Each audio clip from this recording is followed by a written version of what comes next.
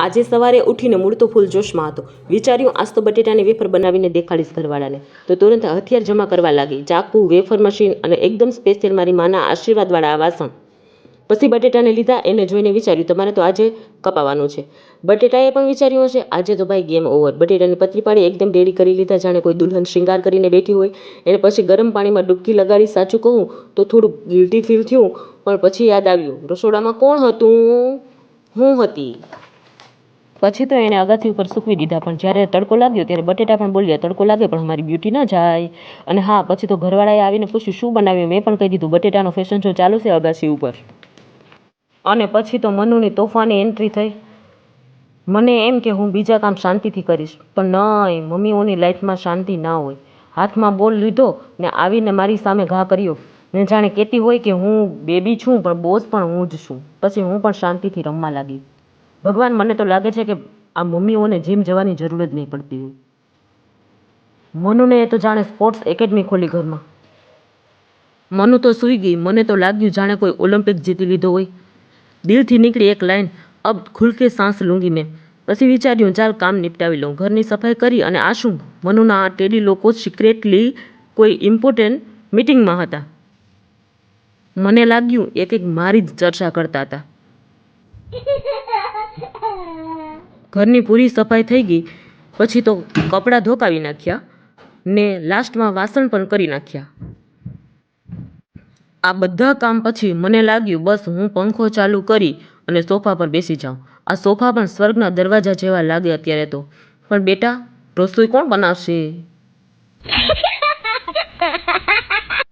ઊભું થતાં મન નહોતું થતું, પણ છતાં ઊભું તો થવું જ પડ્યું. કારણ કે બહુના વાહિંદા બહુને જ કરવા પડે. Let's go.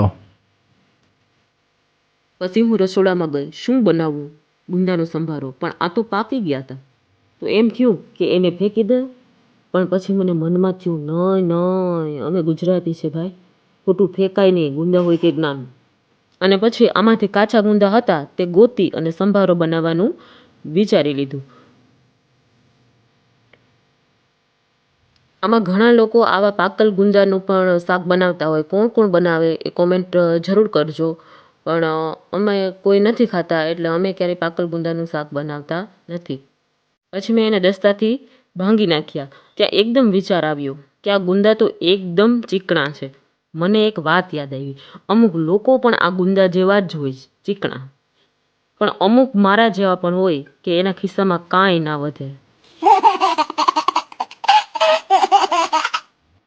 તો હવે તેલ મૂક્યું, ગેસ ચાલુ કર્યો ને મસાલા વગર ગુંદા? ના બાબા ના. હા, ગુજરાતીઓને કોઈ પણ સંભારો મિક્સ વગર પૂરો થતો નથી. મરચાં, હળદર, મીઠું, ફૂલ તડકો. એમાં પછી મરચાંની એન્ટ્રી પણ કરાવી અને લસણવાળી ચટણી નાખી. લસણવાળી ચટણી ન નાખીએ ત્યાં સુધી આપણે જમવાનું ભાવે નહીં. અને એમાં ધાણા જીરું નાખ્યું. આ ખાલી ગુંદાનો સંભારો નથી, આ તો ગુજરાતી સંસ્કારની રેસીપી છે. જેવી પરિસ્થિતિ હોય તેમાં પણ સ્વાદ લઈ લેવાનો હુનર. પછી વિચાર્યું તાજી તાજી છાશ બનાવી લઉં. ફ્રીજમાંથી દહીં લીધું ને બ્લેન્ડર મૂક્યું. પણ આ બ્લેન્ડરનો અવાજ, હે બ્લેન્ડર દેતા થોડા શાંત રહો ને. ઉનાળામાં બધું ચાલે પણ છાશ વગર ના ચાલે હો. પછી તો રોટલી પણ બનાવી નાખી, ગોળ ગોળ જાણે ચાંદની. પછી કર્યું ગોળ અને ઘી ગરમ. ત્યાં ઘી બોલ્યું આજે તો મારી પણ ઇજ્જત વધી ગઈ. અને તૈયાર છે આપણા બપોરના ભોજન માટેની રોયલ થાળી.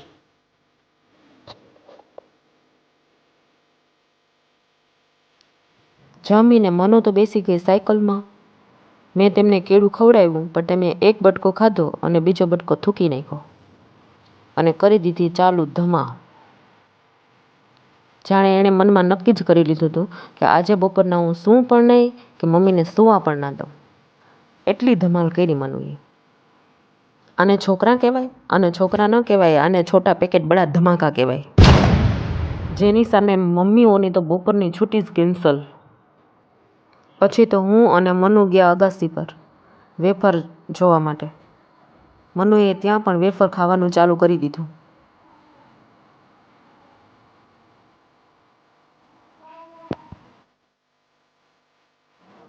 પછી સાંજે અમે તૈયાર થઈ ગયા બહાર જવા માટે. તો આજે બહાર જમવા જવાનું હતું. તો અમે તૈયાર થઈ ગયા, હું અને મનુ બંને તૈયાર થઈ ગયા અને મનુના પપ્પાની રાહ જોતા હતા. અને મનુના પપ્પા આવતા જ અમે નીકળી ગયા. સૌ પ્રથમ અમે ગયા શિવ મંદિરે.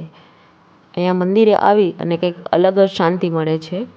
અમે ભોળાનાથના દર્શન કર્યા. મનુને તો અહીંયા પણ મજા જ આવી ગઈ, એને તો રમવાનું અહીંયા પણ મળી જ ગયું.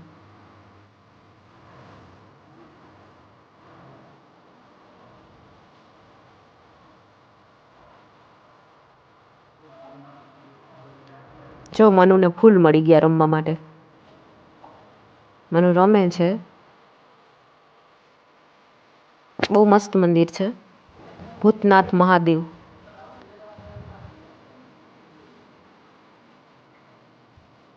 મનુને બેલ વગાડવાની બહુ મજા આવી ગઈ.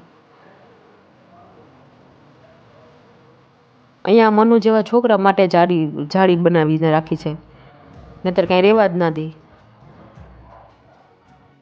પછી મંદિરે દર્શન કરી અમે નીકળી ગયા જમવા માટે.